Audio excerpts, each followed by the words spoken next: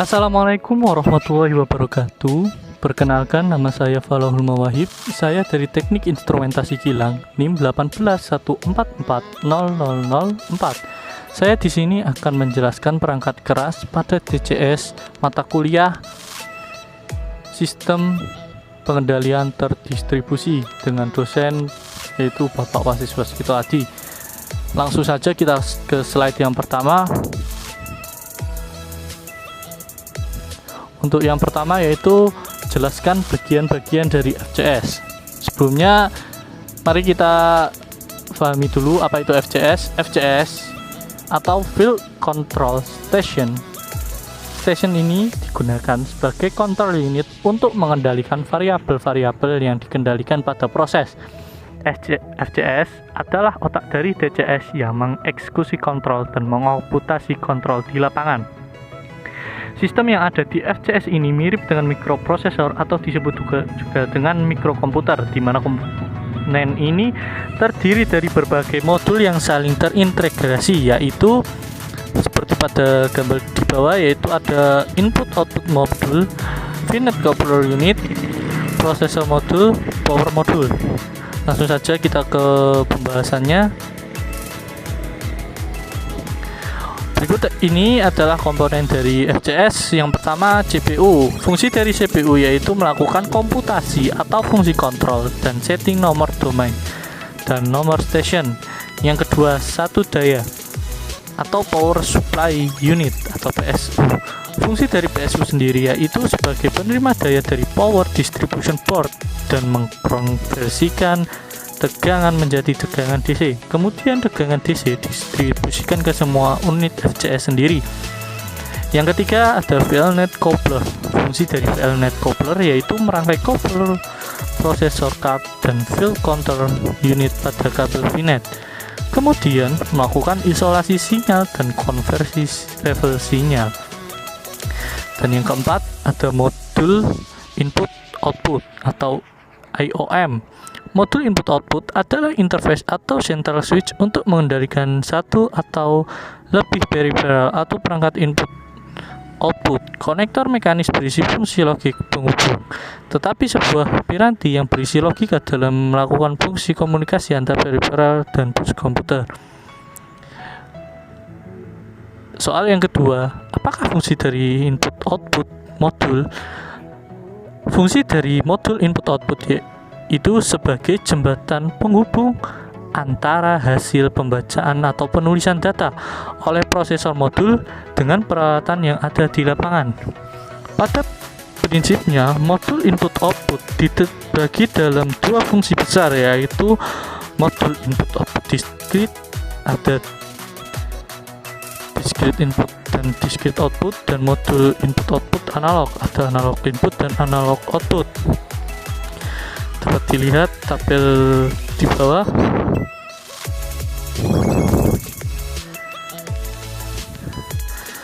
Ada beberapa modul input-output yang khusus didesain untuk menangani sinyal kombinasi analog dan digital, karena ada beberapa instrumen di lapangan dengan jenis seperti ini. Instrumen ini menggunakan protokol komunikasi yang disebut dengan HART, Highway Address Remote Transducer, dan menggunakan jalur analog untuk mengirim atau menerima data proses. Sedang kalibrasi menggunakan jalur digital yang ditumpangkan ke analog. Soal yang ketiga, apakah fungsi dari modul komunikasi? Modul komunikasi berfungsi sebagai media penghubung antara sekumpulan input-output yang disebut node dengan rack utama yang terdapat prosesor modul. Pada modul komunikasi terdapat prosesor juga, akan tetapi bukan berfungsi sebagai pengolah data di lapangan. Tetapi prosesor pada modul komunikasi berfungsi sebagai pemroses data distal yang diterima atau dikirim input-output modul untuk dikirim atau diterima oleh instrumen yang ada di lapangan. Soal yang keempat, apa yang membuat sistem DCS handal? Agar sistem DCS mempunyai kehandalan yang tinggi, maka sistem DCS harus membuat secara redundansi. Redundansi yaitu suatu sistem yang akan berfungsi dengan normal ketika ada beberapa fungsi yang mengalami gangguan atau kegagalan. Redundansi sendiri memiliki konsep, yaitu seperti backup. Misal, kita mempunyai komputer, supaya komputer kita tetap menyala walau listrik PLC padam. Maka, kita perlu adanya UPS sebagai backup data. Selain itu, sistem menggunakan topologi bus juga membuat DCS handal. Karena jika HMI dan EWS mengalami gangguan, maka tidak mempengaruhi FCS karena menggunakan topologi bus, asal kabel master utama tidak terjadi kerusakan. Soal yang kelima, keuntungan dari sistem redundansi. Keuntungan dari sistem redundansi yaitu yang pertama, sistem ini mampu memonitoring semua proses ketika terjadi kegagalan sistem. Yang kedua, meningkatkan keandalan dari suatu sistem. Yang ketiga, sebagai backup kepada sistem apabila sistem utama mengalami kegagalan. Dan yang keempat, sebagai fungsi safety agar proses kontrol tetap berjalan apabila sistem kontrol mengalami gangguan. Soal yang keenam, apakah fungsi dari MMI? Fungsi dari MMI yaitu device yang digunakan oleh operator untuk memonitoring dan mengontrol kondisi proses yang ada di lapangan. Dengan adanya MMI atau HMI, semua proses yang di lapangan dapat divisualisasikan secara GUI atau Graphic User Interface, sehingga operator tidak perlu terjun ke lapangan untuk memantau semua proses yang ada. Dengan MMI, operator dapat melihat besar variabel proses dan pengaturan set point yang akan dilakukan dengan tampilan layar. Soal yang ketujuh, bagian-bagian dari MMI. Untuk bagian-bagi dari MMI ada dua, yaitu yang pertama, HMI di atas merupakan konsol tertutup digunakan dalam lingkungan yang lembab, lingkungan asam, dan berdebu. Pada HMI di atas dilengkapi dengan pelindung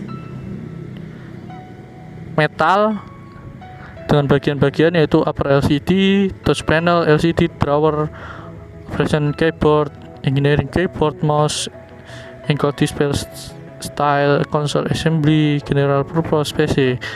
Untuk yang model kedua yaitu konsol terbuka. Pada konsol ini tidak dilindungi dengan metal.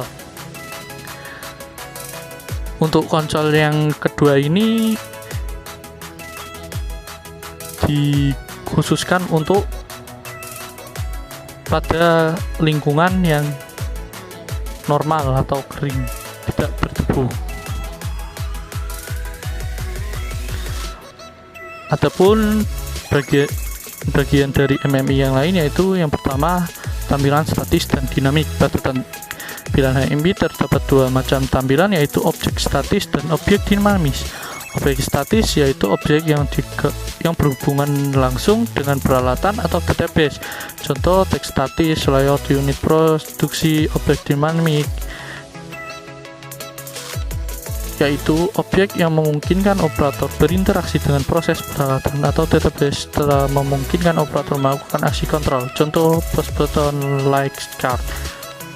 2. Manajemen alarm. Suatu sistem produksi yang bisa dapat mengontrol sampai dengan banyak alarm. Dengan banyak alarm tersebut dapat membingungkan operator. Setiap alarm harus di-acknowledge oleh operator agar dapat dilakukan aksi yang sesuai dengan jenis alarm.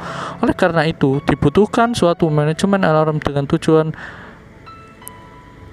mengeliminir alarm yang tidak berarti.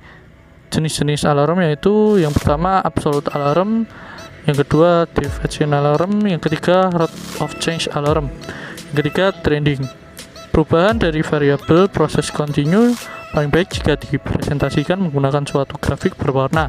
Grafik yang dilaporkan tersebut dapat secara summary atau historical.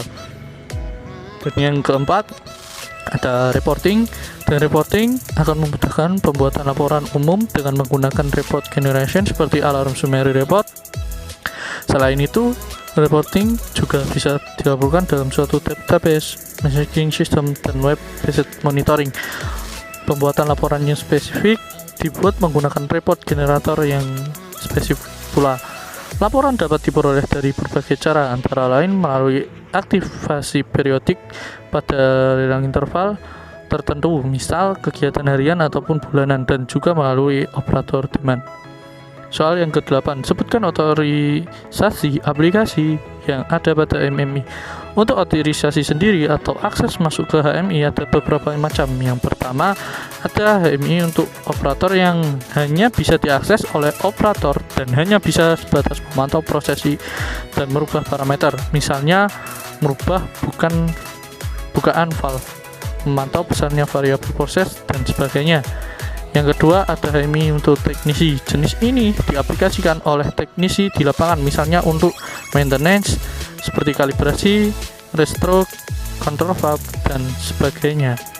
Yang ketiga, ada HMI untuk engineer yang biasanya difungsikan untuk engineer, misalnya untuk programming, logic control, dan lain-lain. Untuk optimasi sendiri, pada HMI berada pada tingkat klien dan servernya, atau dengan kata lain, pada sistem komunikasi dari MMI ke FCS lalu eksekusinya di field atau lapangan. Soal yang ke-9, jelaskan peralatan pendukung MMI. Peralatan pendukung MMI yaitu ada keyboard, fungsi dari keyboard yaitu sebagai memasukkan data maupun perintah pada komputer atau yang dikenal sebagai perangkat input. Kemudian ada mouse sebagai alat penunjuk atau pointing device di layar komputer. Kemudian ada drawer, ada HIS atau Human Interface Station untuk memonitor keadaan lapangan, mengatur nilai pada parameter yang ada di plan. Dan yang terakhir ada GUI, Graphic Unit Interface, yang berfungsi memudahkan pengguna untuk berinteraksi dengan perangkat komputer lainnya. Jadi GUI ini seperti pada komputer itu, apabila kita mau mencet atau membuka play musik, kita tidak perlu mengetikkannya, kita cukup masuk ke aplikasinya dan memutar musik.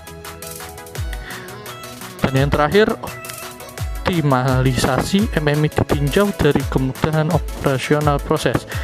Untuk optimalisasi dapat memasangkan HMI atau Human Machine Interface dengan PLC dengan merek yang sama ataupun berbeda tetapi memiliki tipe komunikasi yang sama. Dan yang kedua, disesuaikan antar pengguna MMI tipe konsol dan MMI tipe desktop. Itu saja penjelasan dari saya. Apabila ada kekurangan, saya mohon maaf. Dan wassalamualaikum warahmatullahi wabarakatuh.